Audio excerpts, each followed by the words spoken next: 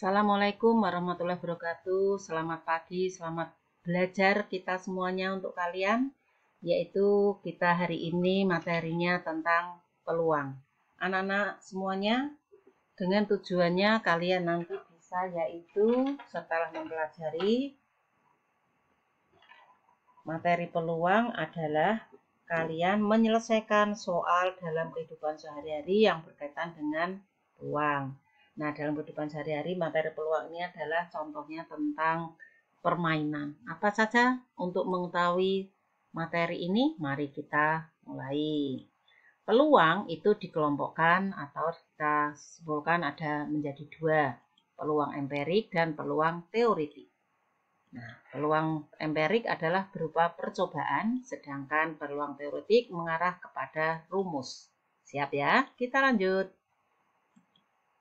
Peluang empirik adalah perbandingan banyaknya hasil yang kita hitung dengan banyaknya percobaan. Contohnya, baik kita lihat di sini.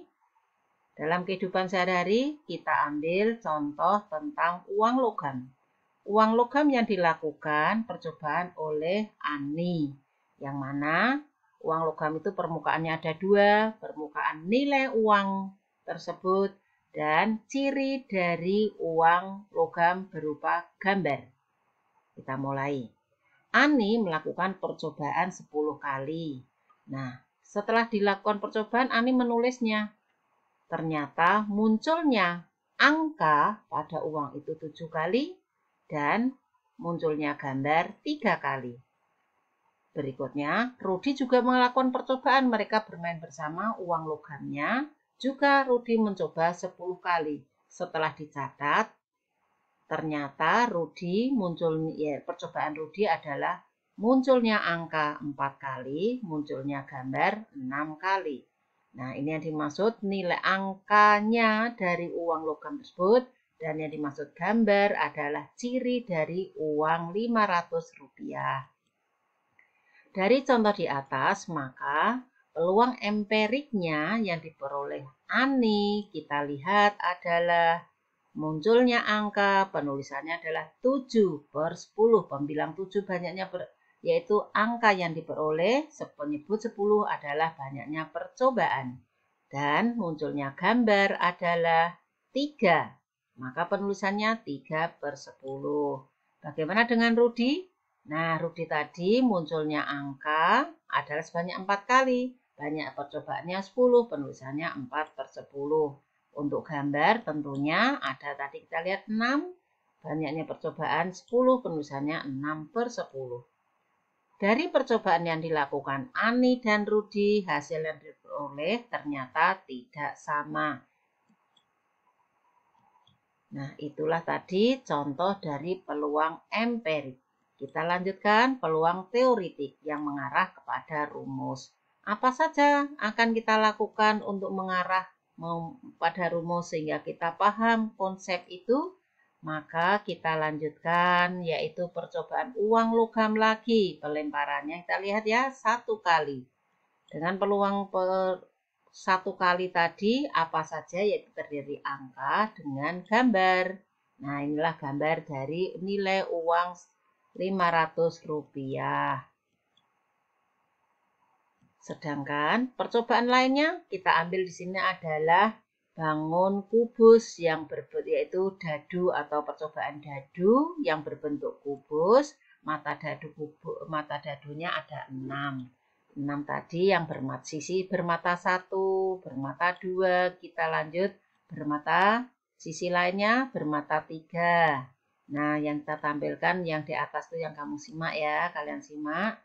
Dilanjutkan sisi yang keempat bermata 4. Kita lihat lagi sisi yang lainnya adalah bermata 5. Dan kita simak kembali.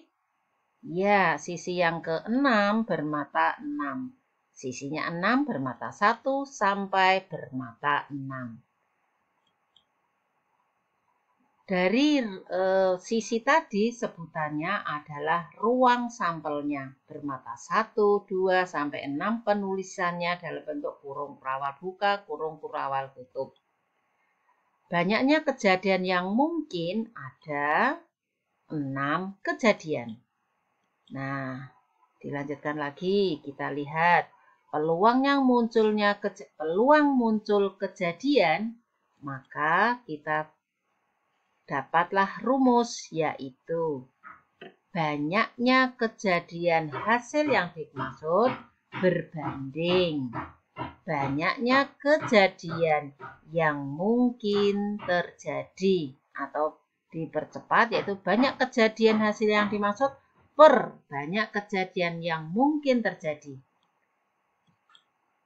Dengan ini, untuk lebih pahamnya, maka kita lakukan percobaan dengan kalian mengamatinya adalah 1 keping uang logam dilempar 1 kali. Tentukan peluangnya. Peluang angka, peluang gambar. Yuk kita coba.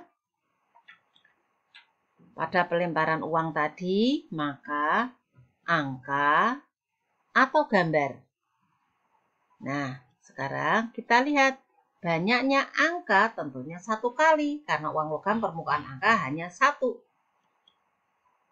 Penulisannya huruf besar P, kurung buka, A, huruf besar semuanya, kurung tutup, 1 per penyebutnya adalah 2. 1 adalah mata uang yang berbentuk angka, 2 adalah ruang sampelnya. Peluang gambar berarti gambar itu 1 pada uang logam. Penulisannya adalah huruf besar, 1 per penyebutnya adalah 2. Demikian kita lanjutkan lagi tentang berkaitan dengan gambar yang ditampilkan tadi, dadu. Dadu permukaannya tadi sudah kita ketahui. Ada berapa tadi? 6. Pertanyaannya ini ada ruang sampelnya. Mata dadu bermata 1, bermata 3. Apalagi pertanyaannya? Nah, kita lihat, kita tampilkan. Siap ya? Apa saja yang ditanyakan atau kita pelajarinya? Siap. Kita lihat A sampai F. Yang A, ruang sampelnya. Pada pelemparan sebuah dadu, kemungkinan yang terjadi ada 6. Berarti penulisannya adalah ruang sampelnya sama dengan kurung kurawal buka 1, 2, sampai 6 kurung kurawal tutup. Kita yang kedua yang ditanyakan, mata dadu bermata 1. Penulisannya P, huruf besar, kurung buka, angka 1, kurung tutup sama dengan 1, ada 1 saja. Dan penyebutnya adalah 6 karena ruang sampelnya ada 6. C, apa yang ditanyakan tadi? Oh iya, dadu yang bermata 3. Kita lihat di sini. Bermata 3 ada 1. Ruang sampelnya ada 6. Penulisannya adalah 1 per 6. Yang D, apa yang ditanyakan tadi? Mata dadu bermata 5. Kita lihat, bermata 5 ada 1. Kita tulisnya 1 per ruang sampelnya 6. Sudah jelas? Tentunya kalian sudah paham ya. Kita lanjutkan lagi apa pertanyaan E.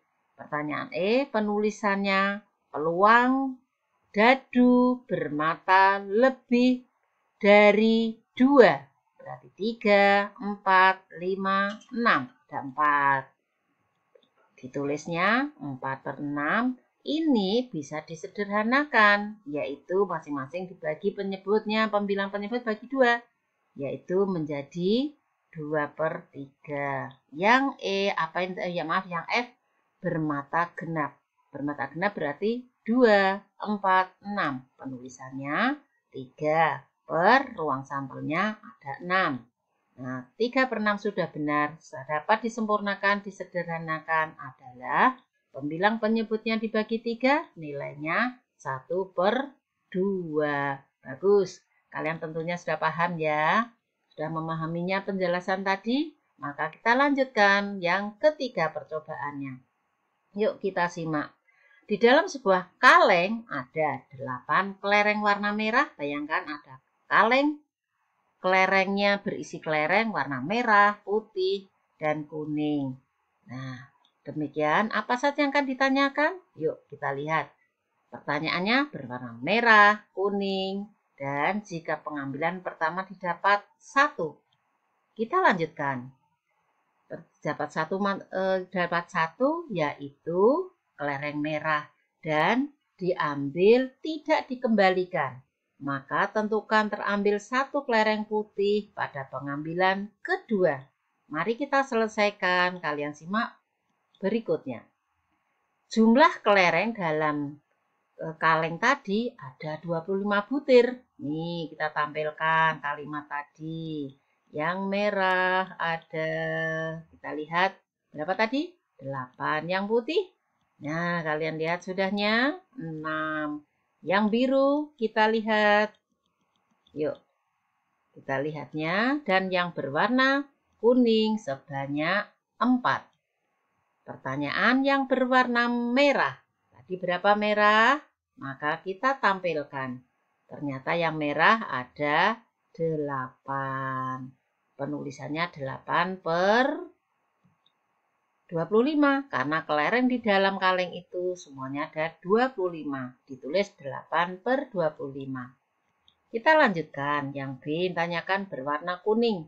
Kita lihat sebanyak 4. Per atau berbanding keseluruhannya.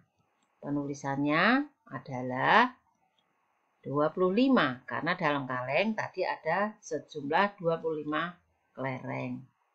Yang ketiga, bila 1 butir warna merah diambil dan tidak dikembalikan lagi. Mari kita simak.